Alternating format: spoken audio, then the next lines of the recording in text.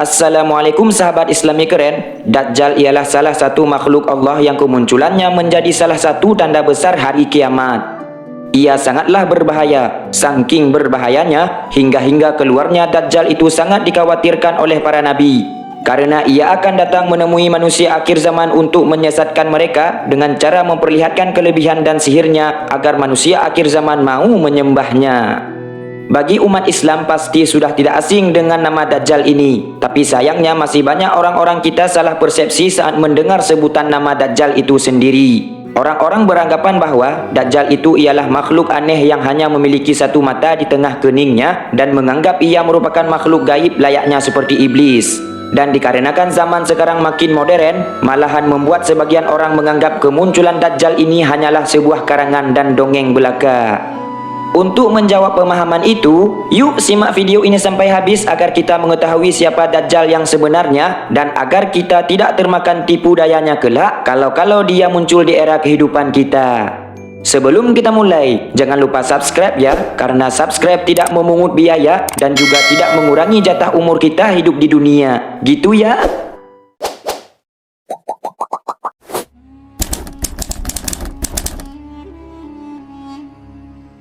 Sahabat Islami keren, jika kalian telah melihat dan memahami video saya sebelum ini, yaitu video tentang pertemuan Tamim Ad-Dari dengan Dajjal, sebenarnya telah menjawab pertanyaan ini. Karena di video tersebut saya telah menceritakan kisah yang bersumber dari hadis yang diriwayatkan oleh Fatimah binti Qais, yaitu bibi Rasulullah sallallahu alaihi wasallam. Dalam hadis yang lain, Rasulullah sallallahu alaihi wasallam juga pernah bersabda, Inna Dajjala yakhruju min ardhim bil masyriq yuqalu laha Khurasan yatba'uhu aqwamun ka'anna wujuhahumul majannul mutaraqah. Yang artinya, sungguh Dajjal itu akan keluar dari sebuah negeri di timur bernama Khurasan yang diikuti oleh orang-orang yang wajahnya seperti topeng kepala dari besi yang dipukuli dengan palu. Hadis riwayat Imam Tirmidzi radhiyallahu anhu.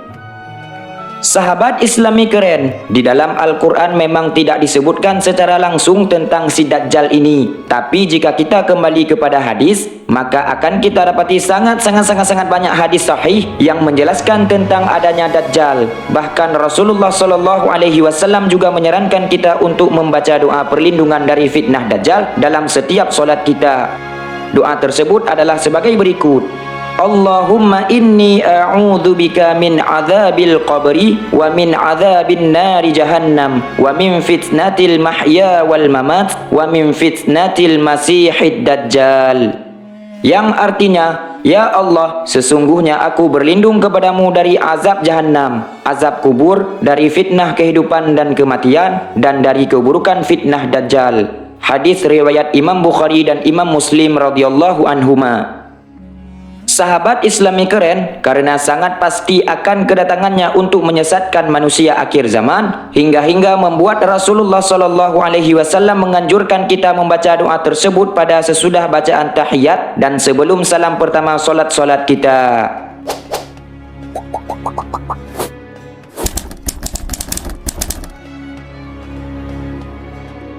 Sahabat Islami keren, dalam bahasa Arab nama Dajjal ini berarti palsu dan tipu daya. Itulah sebabnya ia disebut Al-Masih Dajjal atau Al-Masih palsu. Karena dalam ajaran Islam terdapat dua orang Al-Masih, yakni Al-Masih Isa alaihissalam dan Al-Masih Dajjal. Al-Masih Isa kedatangannya sangat dinantikan oleh kaum muslimin dan kaum Nasrani. Karena kedatangannya akan mengarahkan manusia kepada petunjuk dan kebenaran. Sedangkan Al-Masih Dajjal kedatangannya sangat dinantikan oleh umat Yahudi sekarang ini, karena pada hakikatnya kaum Yahudi ingin menentang kebenaran yang diberi Allah Subhanahu wa taala. Ya, memang begitulah pemahaman mereka. Menurut keterangan para alim ulama Ahlus Sunnah wal Jamaah, Dajjal merupakan seorang manusia yang terlahir dari manusia, bukan dari golongan jin ataupun makhluk-makhluk lainnya. Dajjal juga membutuhkan segala sesuatu yang dibutuhkan oleh manusia konvensional lainnya, seperti makan dan minum dan sebagainya. Ia terlahir di Samirah ataupun Samaria, salah satu negeri kecil di Palestina, yakni negeri warisan Nabi Sulaiman alaihissalam yang kemudian menjadi negeri yang besar pada masa Nabi Daud dan setelahnya. Ayah dan ibu Dajjal merupakan saudara sekandung yang kemudian menikah. Ada juga yang mengatakan bahwa ayah dan ibu Dajjal juga merupakan anak yang dihasilkan dari perkawinan saudara. Hanya Allah yang tahu soal kebenaran hal itu. Lalu, setelah 30 tahun menikah dan kawin, barulah ayah dan ibu Dajjal memiliki keturunan, yaitu si Dajjal itu sendiri. Tidak hanya terlahir dari hubungan saudara, tapi saat ayah Dajjal menanam benih Dajjal kepada si ibu Dajjal tersebut sedang mengalami menstruasi, plus ada campur tangan iblis saat proses pembuahan biang Dajjal itu terjadi. Tentunya hubungan saudara ditambah proses yang tidak baik akan berdampak buruk pada bayi yang akan dilahirkan. Dan hal itu pun terbukti pada tahun 1500 sebelum Masehi. Ketika biang Dajjal itu lahir, ia terlahir dengan kecacatan pada kedua matanya.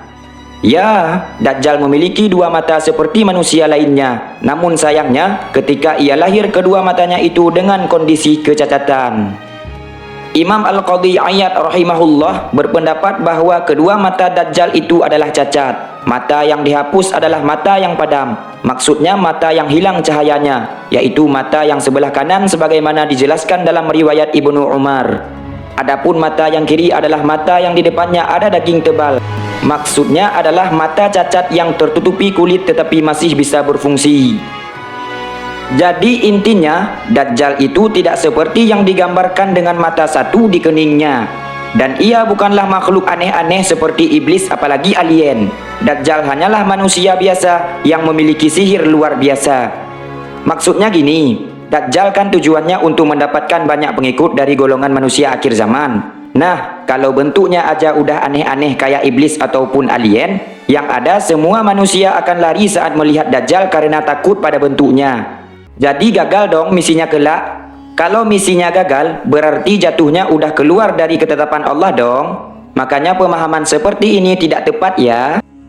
Sahabat Islami keren, nama Dajjal itu sebenarnya hanyalah sebuah gelar yang diberikan kepadanya karena tingkah laku dan tindak tanduknya kelak akan menjerumuskan manusia ke dalam kesesatan.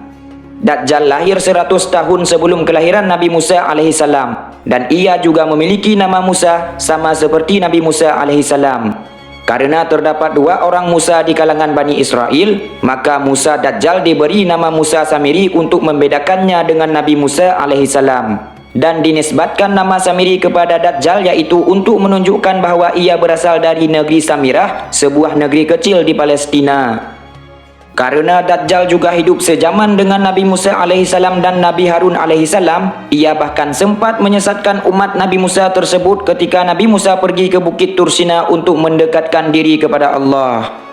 Begitulah saking berbahayanya Dajjal, ia berhasil menyesatkan umat yang dikawal oleh dua orang Nabi. Apalagi kalau ia datang ke zaman kita, berabe kan jadinya.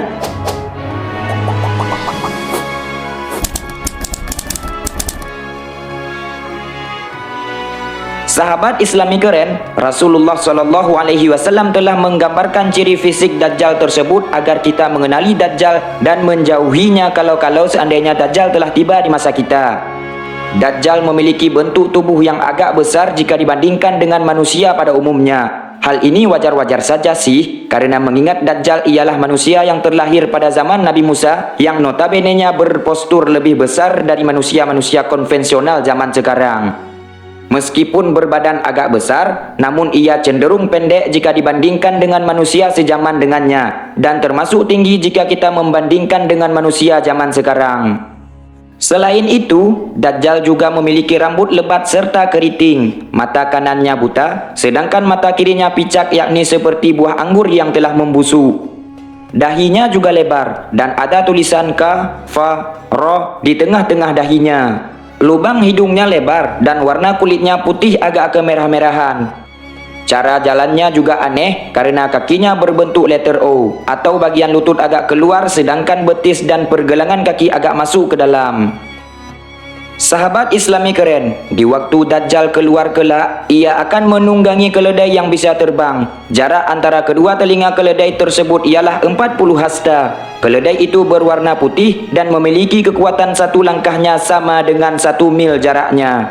Keledai itu memakan api dan menghembuskan asap serta dapat terbang di atas daratan dan menyeberangi lautan. Kecepatannya seperti awan ditiup angin dan bumi terasa berputar lebih cepat ketika ia berada di angkasa.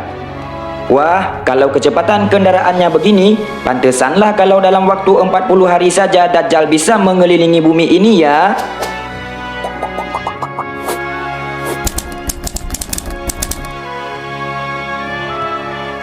Sahabat Islami keren, untuk melancarkan aksi penyesatan terhadap manusia akhir zaman, tentunya ia harus menggunakan kemampuan di atas rata-rata untuk membuat manusia yakin pada tipu dayanya. Kelebihan Dajjal ini tidak disebut mukjizat, tetapi lebih ke istidraj, yaitu sesuatu kemampuan atau kelebihan yang digunakan untuk kemaksiatan. Dajjal memiliki kemampuan yaitu sanggup menghidupkan orang yang telah matoi, orang sakit lepra, menyembuhkan orang buta, memunculkan kesuburan, membawa sungai, mampu menurunkan hujan, dan membawa surga dan neraka serta berbagai kemampuan lainnya. Orang-orang yang lemah imannya pada ketika itu pasti akan tergoda dan mau tunduk kepada si Dajjal jika ia melihatnya secara langsung. Padahal kalau kita menyadarinya, semua kemampuan Dajjal itu hanyalah tipu daya sihir yang dipelajarinya saja. Itu pun terbukti pada kemampuannya mengobati orang buta, sementara dia tidak mampu mengobati dirinya sendiri. Itulah sebabnya Nabi Muhammad SAW pernah berpesan dengan bersabda, "Fa imma halakal hulak, fa inna rabbakum azza wa jalla laisa bi'awaru." Jika ada orang-orang yang binasa atau mengikuti fitnahnya, ketahuilah Rob kalian tidaklah buta sebelah. Hadis riwayat Ahmad dan Ibnu Hibban radhiyallahu anhuma. Sahabat Islami keren, Dajjal memiliki begitu banyak kemampuan dengan menggunakan sihirnya. Salah satunya ialah mampu mengundurkan waktu. Walaupun tidak disebutkan secara langsung, namun hal ini bisa kita pahami dari hadis yang menyatakan bahawa ketika munculnya Dajjal di satu hari pertama, sama dengan 1 tahun waktu normal kita. Hari kedua sama dengan 1 bulan, dan hari ketiga sama dengan 1 minggu waktu normal kita. Hanya pada 3 hari pertama inilah terjadinya kelambatan pada edaran waktu, dan di hari keempat dan seterusnya waktu sudah berjalan normal kembali. Walaupun demikian, ini juga merupakan kelebihan Dajjal tersebut, karena waktu tampilnya sangat terbatas, sementara targetnya ialah 1 dunia, makanya Dajjal harus memperlambat berjalannya waktu dalam 1 hari, agar ia sempat mendatangi seluruh penjuru dunia yang begitu luasnya meski dalam waktu 40 hari saja. Ditambah ia juga memiliki kendaraan yang super luar biasa cepat, yang tentunya akan mempersingkat waktu perjalanannya ke seluruh penjuru bumi. Sahabat Islami keren, pada kasus mampu menghidupkan orang yang telah meninggal, sebenarnya ia hanya sedang bekerja sama dengan jin qarin yang kafir, agar jin tersebut menyerupai wajah dari keluarga orang yang sedang berhadapan dengannya. Dan sebenarnya, jin-jin inilah yang mengakui Dajjal sebagai Tuhan. Wah, semoga kita semua dijauhkan dan diselamatkan dari fitnah Dajjal dan pengikutnya itu ya. Sahabat Islami keren, itulah sedikit informasi yang bisa saya berikan mengenai Dajjal, si makhluk pendusta penyebar fitnah di akhir zaman. Sungguh banyak sekali kekurangan pada penyampaian dan informasi yang saya berikan. Semoga dengan video singkat ini bisa meningkatkan pengetahuan dan keimanan kita semua. Wallahu a'lam bissawab. Saya Azmi mewakili diri sendiri mengucapkan terima kasih banyak atas segala perhatian. Mohon maaf atas segala kesalahan penyampaian. Akhirul kalam. Wassalamualaikum warahmatullahi wabarakatuh.